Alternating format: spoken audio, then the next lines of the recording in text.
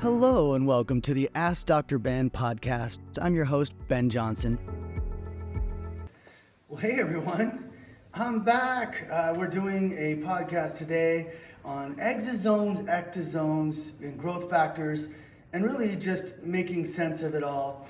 I recently was challenged by a social media influencer who believes that exosomes don't exist in skincare, and I beg to differ. And so we're going to talk today about what makes the Osmosis stem factor and stem factor MD particularly powerful in this category. I'm probably going to have to review my notes because some of this equipment is not familiar to me. And of course, we're outsourcing all of our science and research to various independent labs to verify our results. You've probably heard us talk about the number of exosomes and ectosomes that are in our product, and by regular nanoparticle tracking analysis, we have approximately 1 trillion of these little molecules per milliliter, and by fluorescent nanotracking analysis, which is from what I've read, the optimal or one of the best ways to try to do an exosome count. We have approximately 478 billion exosomes and ectosomes per milliliter. So what that equates to when you factor in the quantity of growth factor media we put in stem factor versus the quantity of growth factor media we put into stem factor MD is each bottle of stem factor has 2.8 trillion exosomes and ectosomes, and I'll explain that in a minute. And then each bottle of stem factor MD has 3.5 trillion.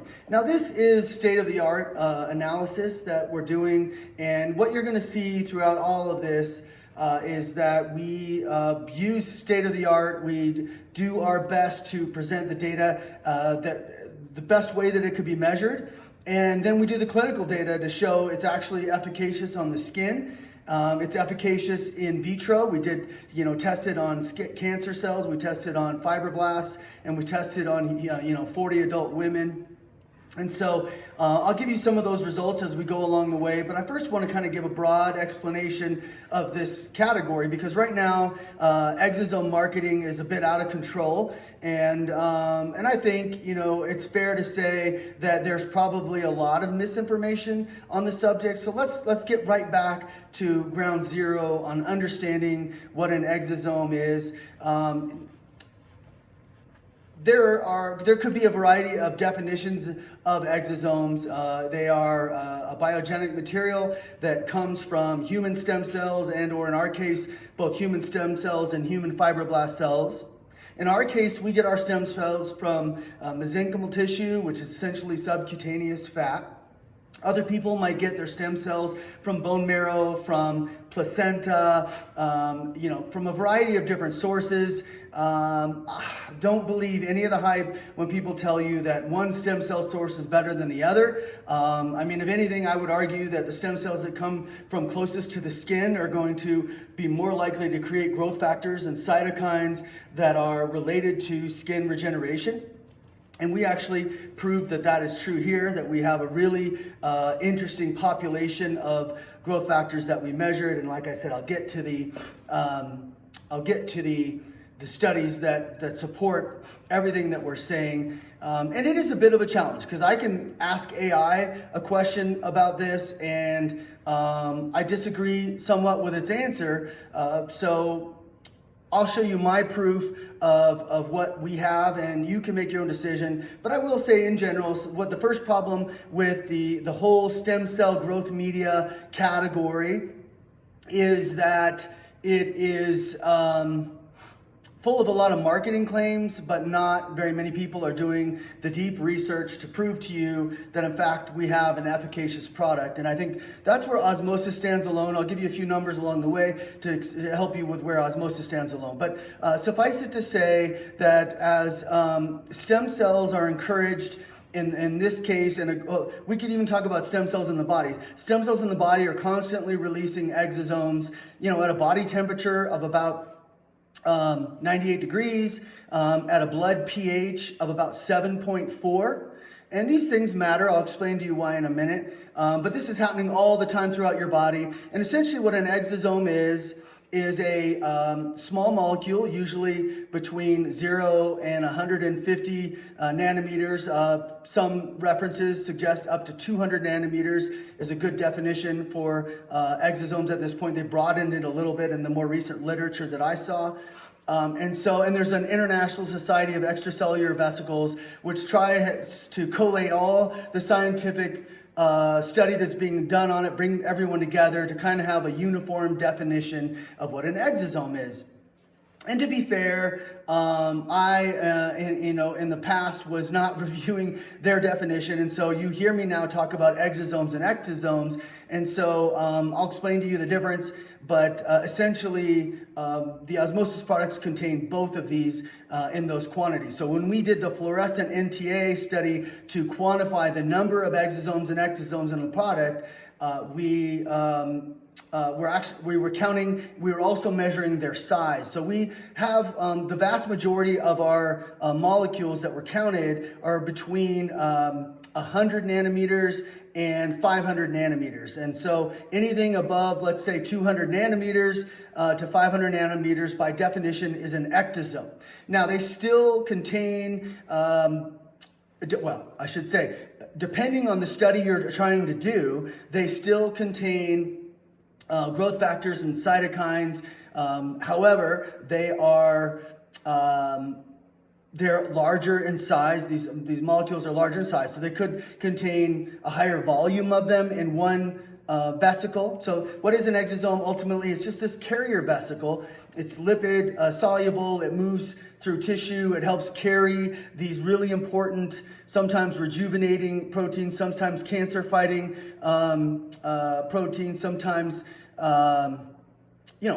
vascular regulating proteins. Like, they can change a lot of different aspects of your body. And so that's when sometimes you'll hear people say these are like the generals of your skin, or in other cases, the general of wound repair in the body, because the message that they bring can help drive the body into one direction or another. So what they are essentially is really powerful chemicals, or I guess you would say, since they're biologic, really powerful communicators of a biologic activity. And depending on which kind of communicators you have, you're going to see a direction one way or the other as far as what you're trying to rejuvenate. Obviously, the goal, we're a skincare company, the goal of our topical product is to stimulate rejuvenation of the skin. And we've shown that, in fact, we do that in our I will call it a modest clinical trial so far.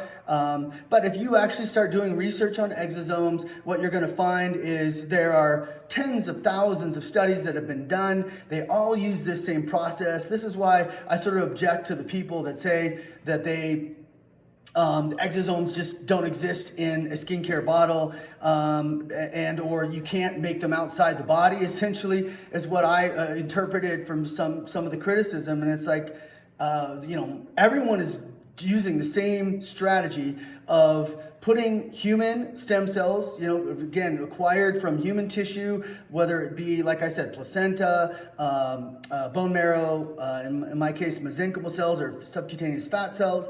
So you acquire those cells, you put them into an environment, and you start to formulate a growth media, which is a bunch of nutrients and solutes that create an environment that encourage the production of exosomes, which are these little vesicles that contain growth factors primarily. They could contain other components. There's even microRNA in some of them, but that's not a significant portion of our analysis. What we found is microRNA is not very present in our solution, but there are some studies where they're trying to create RNA, and so they literally design the stem cell to focus on different growth factors or different RNA particles. That's certainly not what our chemists are trying to do. So what our chemists are doing is they're taking those human stem cells, they're taking human fibroblasts, they're putting them into an environment that is healthy, at 98 degrees. And this is part of, this story that I also want to help explain, which is a lot of people struggle because some companies sell very expensive exosome material that comes in on dry ice and it's been frozen, and they're like, oh, you have to freeze these molecules in order to keep them stable. But, I'll tell you what we did to evaluate whether or not they're functional proteins or not. And, for us and for me, Osmosis is highly focused on results, and I'm not going to waste your money or my money creating a product that I don't think is effective. And so when I saw the potential of growth factors in skincare, this was a clear direction that I think Osmosis needed to go. Now you should know, like years ago, back when I first started formulating products, epidermal growth factor was sort of this classic standalone molecule that you could have made, you could put into your product. Some brands, that was their whole line story, was they have epidermal growth factor.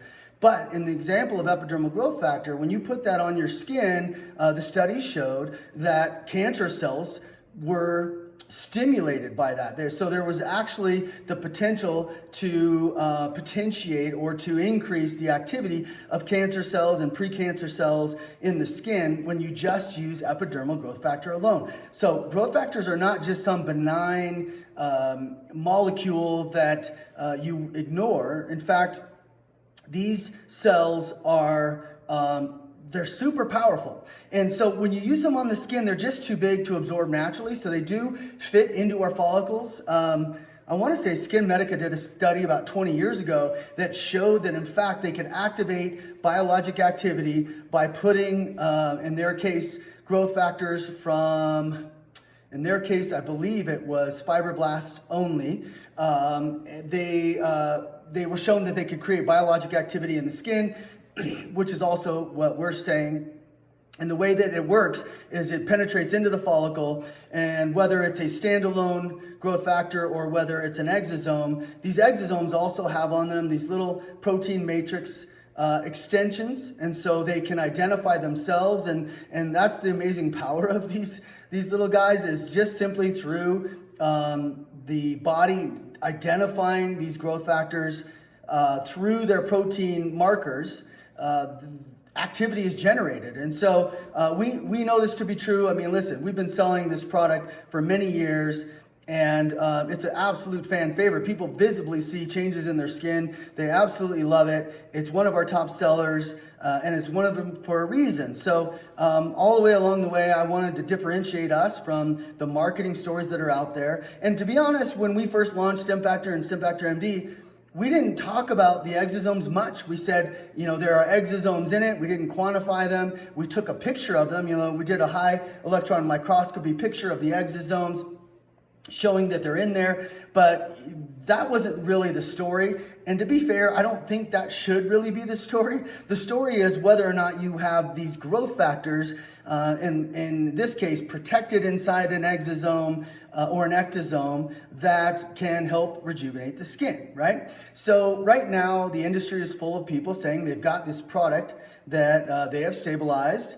But what I see whenever I try to look at the competitors' analysis is very rarely do I actually see them quantify the growth factors, identify the growth factors, quantify the growth factors, quantify the exosomes, provide clinical evidence of efficacy both in vitro and in vivo, and provide analysis of a stem cell count. So all these things are done through various studies that we'll talk about here in a second. But that's what you need to take away. So when someone says, we have the best exosome product or we have the best growth factor product, the first question you need to ask yourself, well, first of all, if it's coming from an influencer who massages their face with lotion while they're talking to you, I would give that less credibility. Like the influencers that sit there and eat a meal while they're telling you what's good or what's bad, that's an algorithm thing. It's like, okay, I get it. You want more views. But it's hard to take people seriously when they're not, when they're doing things that are algorithm centered. And remember, all influencers that talk about products, I shouldn't say every time, but most of the time, they're in the business to make money. And so they're going to talk about products or strategies in products as it relates to who's paying them to talk about them, right? So I get it. You could say the same thing to me. You say, hey, Dr. Johnson, you're the founder and formulator of Osmosis, and you have a bias. And so I do my best to eliminate the bias. If you haven't been listening to my Ask Dr. Ben podcast, you're going to hear me talk about a whole host of subjects related to skin health, skin conditions, health conditions, what to avoid, what supplements to avoid, what foods to avoid, how to live your life without really being affected by the nastiness of the current toxic food and toxic environment that we're facing today. And more recently, my realization of the number of supplements that you need to avoid, like collagen and probiotics. Like, you should check out those lists if you don't know about them. So let me try to stay on focus, because that's one of my most biggest challenges is staying on task. So you get all these competitors, they're all talking about it. They might give you an exosome count. Well, hopefully they're publishing that data on their website. They might give you some of the growth factors that are in their products. Well, let's see the quantity of them. How much protein per milliliter do you have? What is actually the analysis that you've done to prove which growth factors you have? And is it safe on the skin? Remember, the biggest threat of these skincare products is, are they safe on the skin? And I'll get to how we prove that, and then we can get to it. So we talked about the exosome count. Let me put on my Make Me Look Smarter glasses and talk to you about the first study that we did. So we were attempting to quantify and identify and isolate the number of proteins that are available on the skin, and we used something called liquid chromatography mass spectrometry, and it was a study done at Stanford. So our proteins were digested. This is the proper process for evaluating proteins, is you digest the material so that you can get an isolated count of the various protein markers.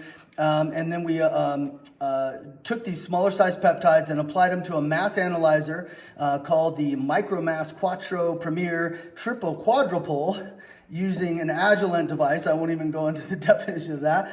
But it was a peptide-centric, bottom-up approach. In other words, we really wanted the study to be acceptable in the eyes of scientists. And when we did this test, we found 540 unique proteins. So these are the vast majority of the growth factors that your skin produces. They can affect blood flow. So one of the things, as you know, if you know the osmosis philosophy, is we want to increase circulation. And so one of the things that that these growth factors showed when we actually did gene activation studies. There's a lot of studies here we're going to go over, but it's really cool when you see it from this complete perspective. So we found 540 unique proteins. We did, and to me, as far as I know, that's the highest number of uniquely identified proteins within a stem cell growth media. Last time I heard of a number, it was around 250, 300, 350, nowhere near 540. Now, you might say, well, what's the advantage of having more proteins? Well, more proteins means more potential nutrients for skin utilization. It means more activation of regeneration, healing potential, like I said, vascular building, the building of new blood vessels, immune support, cancer fighting growth factors, which actually we showed in our gene activation. So 540 is the most you'll ever hear about. We'll provide this information for you. We don't keep it secret. I think most people don't talk about how many unique proteins they found in theirs, because either they didn't spend the money to do the study, or it just doesn't compete with 540.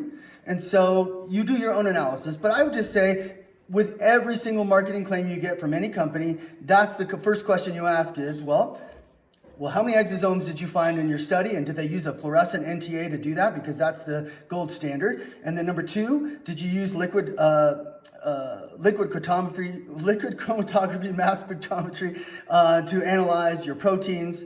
And we actually did another study, which is an ELISA study, to help quantify the protein. So that first study is what you do to identify unique proteins, and then you do an ELISA study to quantify those proteins. So we did both those studies, And when we did the second study, when we did the ELISA study, we actually quantified all the different variants of these different amazing growth factors and cytokines that the skin cells make. So fibroblasts make these kind of cells, macrophages make a lot of these cells, growth factors and cytokines. So fibroblasts, stem cells, and macrophages are the three main sources in the skin. And we think we've got the best outcome from the studies that I just identified to you. I've never heard anyone describe having as much as 1 trillion exosomes and ectosomes per milliliter. So I don't know if I said, but the range of the size in nanometers of our molecules is between 100 and 500 nanometers, broadly speaking. And so all of those, again, capable of entering into the follicle, which has a much larger access than going through the pathway of skin absorption, which just simply is not going to happen. Now, that being said, there's microparticles of collagen and elastin. There's certain certain proteins, skin proteins that that are partially hydrolyzed, that might work their way into the skin. Something good is happening from all of that application, as we'll talk about in a minute. Okay, next we tested this media on stressed fibroblasts. So we stressed the fibroblasts to see how it will respond to this growth media. We put this growth media on fibroblasts, and we put a negative control, because with all of these things you have to try to have an independent analysis. By the way, all of this growth media, because this is also a question that the ICEV, the International Society of Extracellular Vesicles, or I guess it's ISEV, they talk about purity. So if you're going to take your growth media, you want to purify it and before you put it in for the count, because otherwise you have a bunch of junk that can distort the count. So all of our growth media was purified before it was tested, and that's an important step as well. So then we did by the way, so when we put it on fibroblasts, we saw a significant improvement in fibroblast density and health compared to negative control in over a 24-hour period. Then we did the gene expression study, and in summary, in the gene expression study, the highest gene expression was collagen. We all would love that.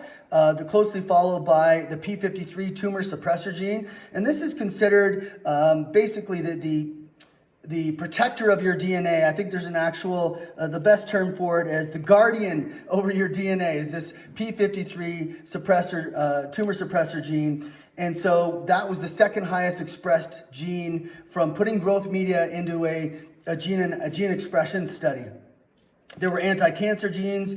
The tumor promoter genes were suppressed. So again, very clearly suggesting that this is capable or that this has no propensity to stimulate cancer cells.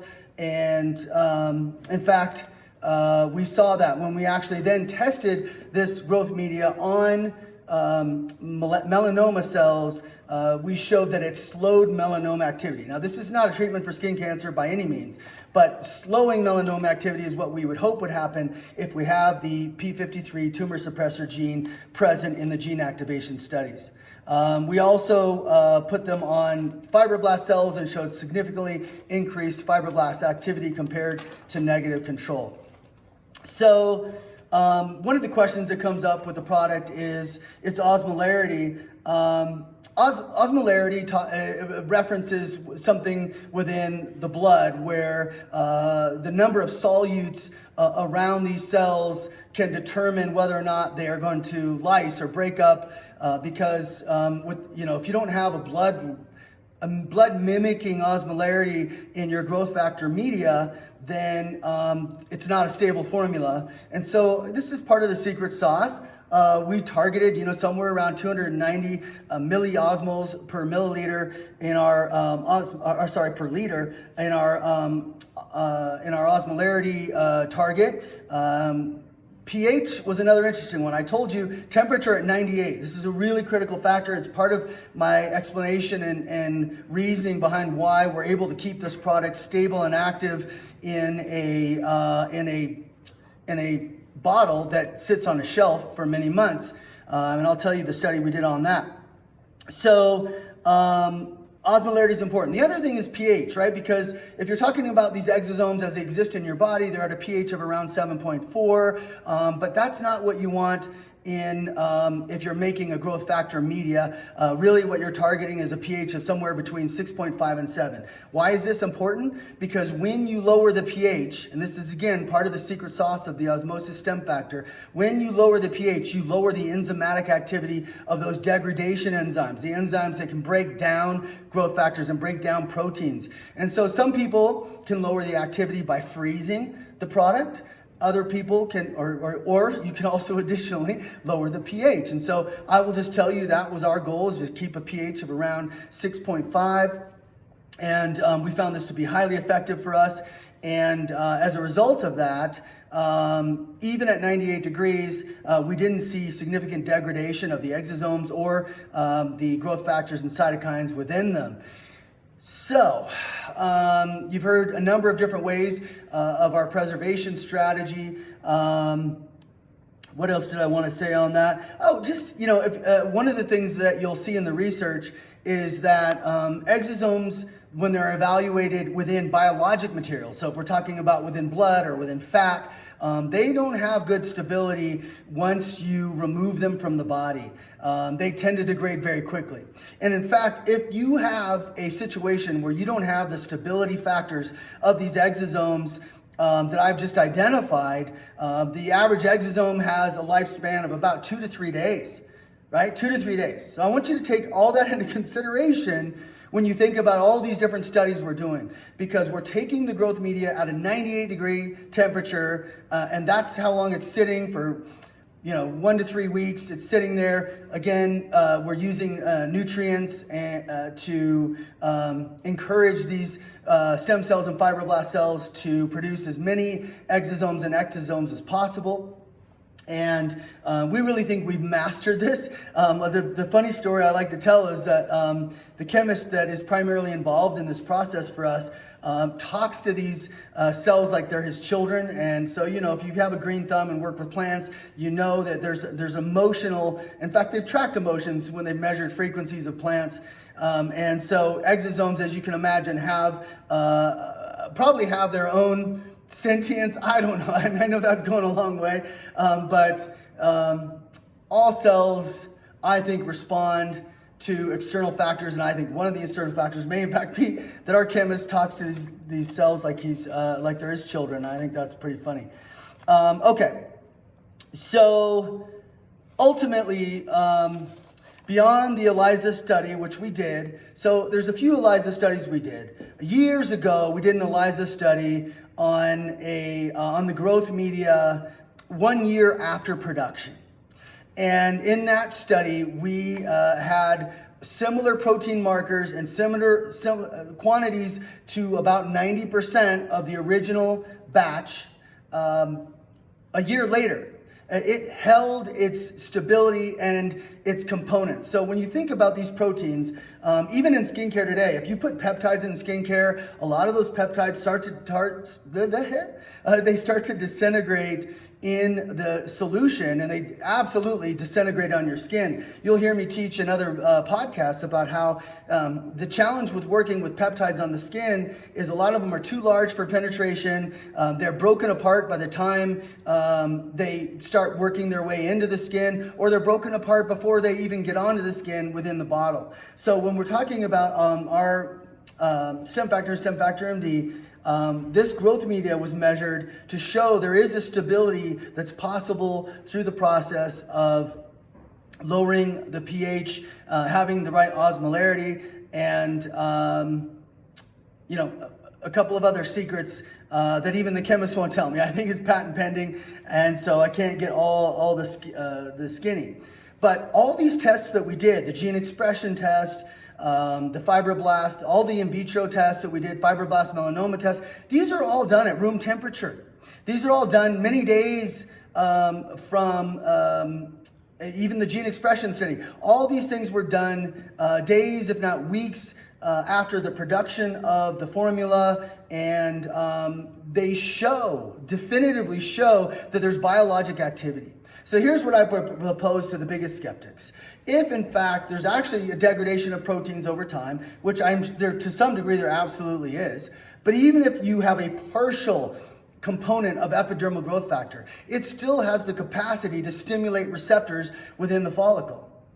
So do you understand what I'm saying? Even if these byproducts aren't perfectly intact and parts of them have been damaged over time, they're still activating skin receptors because they still have key components within that. The suggestion that everything just falls apart completely is insane, and I'm going to clip in here a video where while we were doing our exosome count, we took a little video of the exosomes in solution as they float by, and they're perfectly round little molecules. And I know that's not the absolute proof that these exosomes are still intact, but it certainly suggests that they are very much intact. And more studies have to be done. So we're going to continue to do follow-up ELISA studies to continue to prove it. But I'll just finish up with this: that we did independent tests, placebo-controlled, with 40 adult women, putting them on topical solutions that essentially were the quantities of growth media found in our Stem Factor MD product. And what we measured was a 90% reduction in wrinkles and a significant, where does it say it here? A 12% increase in firmness and a statistically significant change in the complexion versus placebo. So all these were placebo-controlled. Again, we saw 19% reduction in wrinkles, and this is over a period of 30 days. This is what people are finding when they use this product. One of the things I love about Stem Factor MD is it's good for all skin types. So even if you have rosacea and you want anti-aging and your skin just doesn't tolerate like vitamin A serums, first of all, you should try our Calm. But secondly, and our Rescue. But secondly, Stem Factor is really amazing, and a ton of people love the experience of that. And so, let's sum it all up. It's challenging out there. The data is confusing, and absolutely even the AI data as it presents would tell you, well, you can't have this growth media at room temperature. But guess what? They've never done studies on that.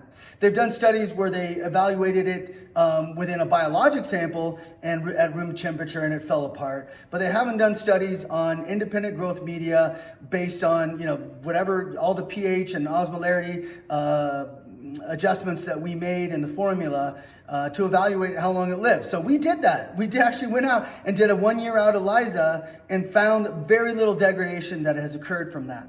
And the study that we did, and we actually did another study where, I should mention it, we did 4 months, we froze the growth media for 4 months, and then we refrigerated it for 4 months, and then we did the ELISA study, and there was no degradation.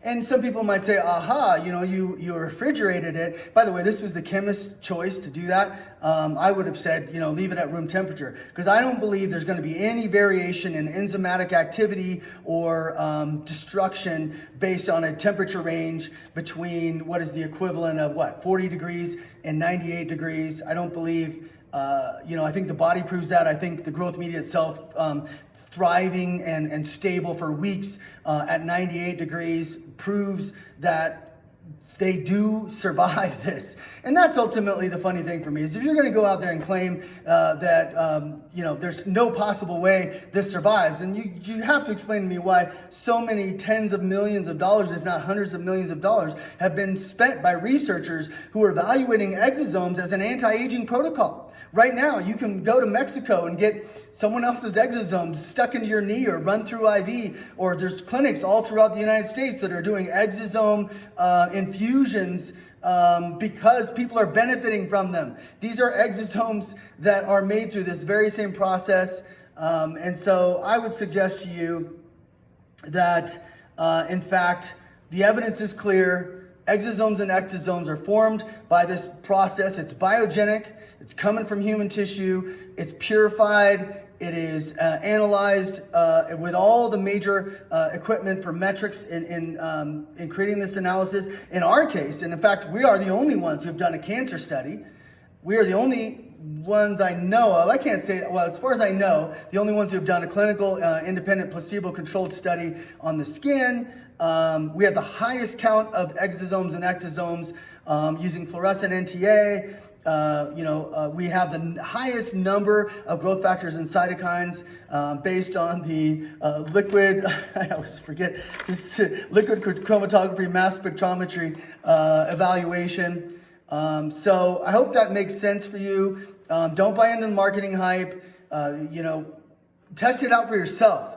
And that's also the funny thing is, what skincare is anyone pointing to that creates permanent change? One of the unique things about Osmosis is we prove to you we can create permanent change. You can look at our acne scar remodeling, where we saw substantial, before and after, showing substantial changes in acne scarring over a period of anywhere from 8 to 16 weeks. We have a huge number of photos showing dramatic changes in the skin. Like, clearly we know what we're doing. And if I look around the skin industry, and I hate to be so dismissive, but whether you're a cosmetic chemist or a formulator, like, you show me the original content out there. You show me what's original. Everyone is using the same ingredients, using essentially the same formulas, barely focusing on penetration strategies. My whole strategy centers around liposomal delivery of ingredients, which gets you past that epidermal lipid barrier. And so the idea here, guys, is this. You've got to get products that pass the lipid barrier of the skin, or they're not going to be effective at all. Get like a 2 to 5% penetration. So most companies are not coming up with penetration strategies. Number two, the ingredients have to be let's just say, biologically active in the skin. And I would submit to you, most peptides aren't. The way vitamin C is delivered is inefficient, so you don't get a lot of vitamin C into the skin. You should see what we're doing with our formula. It's a patented product. That also irks me, when people say, oh, Osmosis is a private label line. I'm like, are you kidding me? We're the most innovative, distinct line in the world, not mentioning our supplements.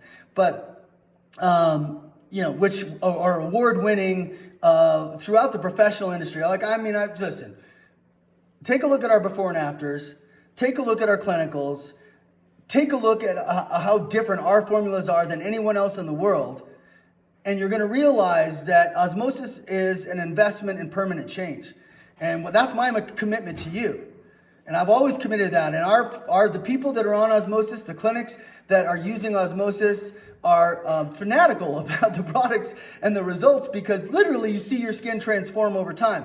And here's what I'm going to tell you about most skincare. Most skincare is designed to create a plumping effect. So like alpha hydroxy acids, you put those on your face, and you know what instantly happens when you use an alpha hydroxy? First of all, you burn your skin, potentiates skin cancer, proven in clinical trials, and it creates a plumping event. So now, oh yay, my wrinkle looks a little better for 12 hours because I applied this acid on my face that damaged my barrier, that dehydrated my skin, and literally created DNA damage if it's strong enough. Just to have a temporary plump effect, that's not what we're looking for at Osmosis. We want to generate fibroblast activity at the dermal level. We want to activate macrophages at the dermal level. We want to build new blood vessels at the dermal level. Because did you know that 1% of your blood vessels diminish every year of your adult life after age 25? So all this collagen activity, the turnover activity that you're looking for, the growth factor populations, the collagen levels in your skin, they're all declining by 1%, and the biggest component of that is your circulation. So using stem factor and stem factor MD is part of our strategy. We also use an ingredient I'm in love with, which is liposomal chlorella, which is research proven to increase new blood vessel formation. So the whole idea here is, if I feed by the way, we dilate blood vessels with niacinamide. That's an ingredient that I will admit a lot of people use. Most of my ingredients, not many people use. Niacinamide, it's a fan favorite out there. I might have been one of the first to really hype it, but they don't even know why it works. They talk about, it's a B vitamin that helps collagen. It's like, yeah, well, it's because it dilates blood vessels. It feeds the skin's healing and collagen manufacturing process. So when you combine us using the single best version of retinol called retinaldehyde on the market. Liposome delivering that. Us adding to our vitamin A's, chlorella, niacinamide, hydroxyproline, and a host of other goodies like beta-glucan, and all liposome delivering all of those ingredients into the skin so that your skin can truly rise up. You know, you can't poke the skin with retinoic acid and think that it's going to respond. It's kind of like if you were going to the gym and you're like, I'm just going to lift weights and build muscle, but you don't eat protein. The blood flow of the skin is similar to that analogy. If you don't have more blood flow to feed the fibroblast activation that you're trying to make with that retinoic acid, the skin can't respond. And that's ultimately what we found in the studies. Retinoic acid thinned the papillary dermis by 18% in 1 year and up to 30% over 5 years. Retinoic acid, the ingredient that like just about every dermatologist says is the elixir of aging that you need to have in your skincare routine. I say heck no to that. It turns out retinaldehyde proved in clinical trials to be just as strong at stimulating collagen activity, and yet it doesn't irritate the skin. It doesn't thin the papillary dermis because it doesn't wound the skin. Retinoic acid is a wounding agent. And I'll be honest, I just checked AI, I don't know, 6 to 12 months ago on this subject, and AI gave me wrong information. I've gone, when I go back years and look at retinoic acid, it was shown to be harmful to the skin. For gosh sakes, you put it on your skin right now, what does your skin do? It gets all red and irritated. It's like, oh, well, that's because it's active. No, it's actually because it's an irritant, and it thins the skin. We've got the study if you want to reach out to us. I think it's on the website and discoverable. If you're a consumer, if you're a professional, you'll absolutely find it in the back pages. So I've talked long enough about this. You can see I get a little bit peeved when we're challenged on the evaluations that we do with our products. We are focused on healing many skin conditions. Our innovations in the wellness category are second to none. You can look at the before and afters.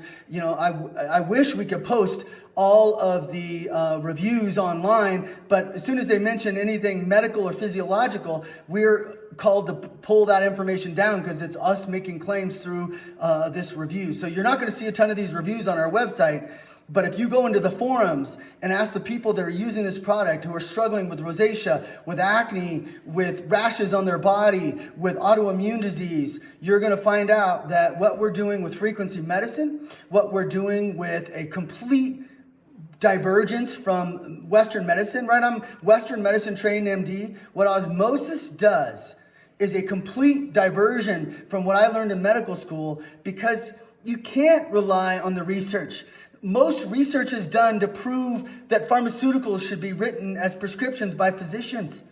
We know this by now. The pharmaceutical industry dominates medicine, and so most of the research is biased to push an agenda.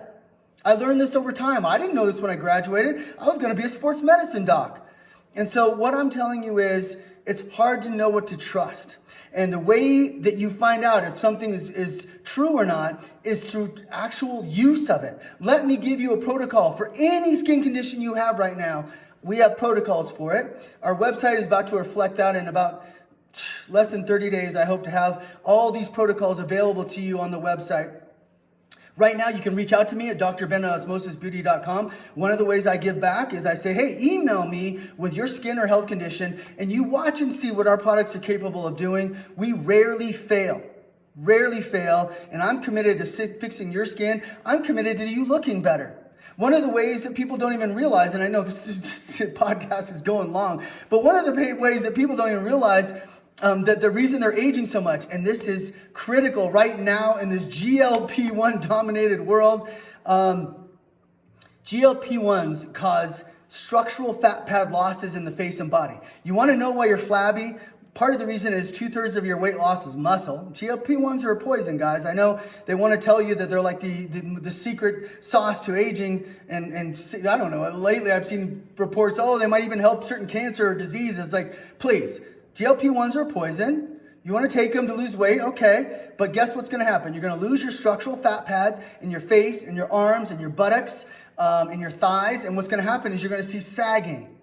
And that sagging is something that can be fixable if someone invented a way to restore the structural fat pads of the face and body.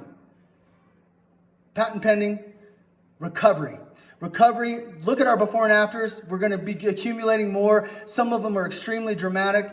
We can restore the fat pads of your face and your body over, not fully, but let's say up to 80% over a period of 4 months, using a unique combination of these essential fatty acids. And yeah, it's a special lipid profile that I patented. We're still in the fight for the patent.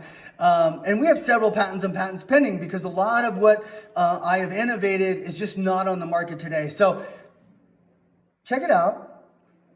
Ask us for any research you want. We're an open book when it comes to that. I've had to fight hard. Listen, my frequency medicine is the biggest challenge I've ever faced in my life. I get people make fun of it all the time. Try it. You go ahead and try it and watch how it clears your skin, and then you're going to become a fan. Like, most of the sales of our frequency medicine products are resells, including our Sun Defense, which is literally a strategy for using frequency medicine to neutralize UV radiation. And you say, oh, what? Frequencies to neutralize UV radiation? Amazing, but true. We actually did a double-blind placebo-controlled clinical study to prove it. We've been selling it for 15 years. All the orders, 99% of the orders are reorders. People are using it all the time.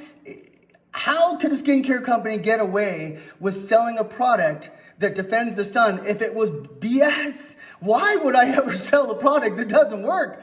Like, that's insane for a successful skincare company to go, oh yeah, I got a great idea. We're doing great, but let's sell them something fake so they can go out and get sunburned all the time. That's insane.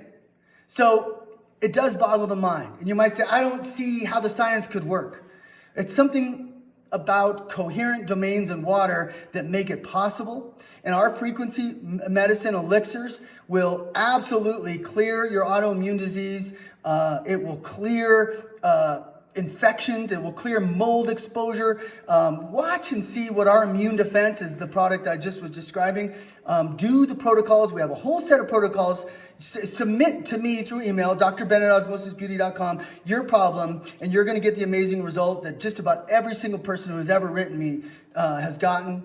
And you have my commitment. I personally take every case personal. So if you come back to me and write me and say, hey, that didn't work, I'm personally getting involved. I'm evaluating your diet. I'm looking at your supplements. I'm checking to see if you did the protocol correctly. Like, we're committed here at Osmosis. Our professional team, by the way, our professionals, we have a network of estheticians around the globe that are the top of their craft, that are highly innovative, very specialized. Go see our professionals. You can look up our locator on our website, and you're going to see a team of people who are just as committed as I am. By the way, they come to me if they have problems with their protocol. You know, not everyone has the material mastered the way I do. And the last thing I'm going to say to you before I check off today is we haven't created AskDrBen AI. So it takes all the information I've ever learned, and by the way, how did I learn so much of this information, like that you should never take collagen and probiotics as a supplement because it harms your gut and causes perioral dermatitis? Yes, all you people out there right now who are in part of the epidemic of perioral dermatitis, the number 1 and 2 causes of it are probiotics and collagen supplements. They're harmful to you. You need to stop them right now and reach out to us. We treat this condition super easily. But the way you can learn this information, go to my website. Go to AskDrBen. Well, it's AskDrBen AI. It's the second bar down. Type in your question about your problem, and you watch and see how amazing the information is to help guide you on what to get and how to do it. And like I said, I'm fully committed to your result no matter where you get the information. I'm going to be there. Ask any of my estheticians out there, any of the doctors who work with this line out there, and they'll tell you that when they have a problem, they reach out to me. I work personally with any failure, any problem you're having. And by the way, we don't get that many failures because most people do the protocol correctly. We teach you what supplements and what foods you have to avoid. It's a whole different world, this osmosis world. We're full of innovation. So if you want to compare us to that supplement company down the street that sells you a multivitamin and a vitamin D supplement and an omega supplement, fine.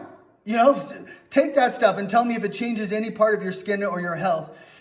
Or you come to Osmosis and you see that I've actually formulated, and most of them are patent pending, very unique supplements and topical formulas that are transforming the skin, transforming health. And so I hope this message resonates with you guys. I hope you take this information. If you're in love with another Exosome brand and you're not sure, because you like them or trust what they had to say, ask them some simple questions. Where are the studies? What studies do you have that show there's any efficacious activity from using this topically, and or when it comes to the other stuff, taking a multivitamin, how it's going to help you resolve your eczema, for example. Like all of these things distinguish us, and so I think you're going to find that in our before and afters. We're going to continue to be putting out clinical trials to prove this. We are one of the largest professional brands in the country. We're all over the world, and we are about to explode because of this AI system, because these protocols are going to get out there, and we're going to transform lives the way we've been transforming lives for the last 18 years now. We've been in business 18 years. I can't believe it. I'm 58 years old, by the way. I think I'm doing pretty good for that age, but I have to say the hair is getting a little thinner. But yes, challenge me, write me if you need help. I'm here for you guys. Thanks for joining me on this podcast today. Remember to check out my other podcasts on anywhere else you go at AskDrBen, hashtag AskDrBen. Go to the website, check out the AI, do the skin map. Take a look at our skin mapping. I didn't even get into that today. We have the most innovative skin mapping you'll ever see. You can, on Instagram, we're Osmosis Beauty. The website is osmosisbeauty.com. And I think I've covered everything. So I hope that helps. See you soon. I hope you've enjoyed this episode of Ask Dr. Ben. Please leave a review if you can, and subscribe to the show to get access to all of my upcoming episodes. Thanks for listening.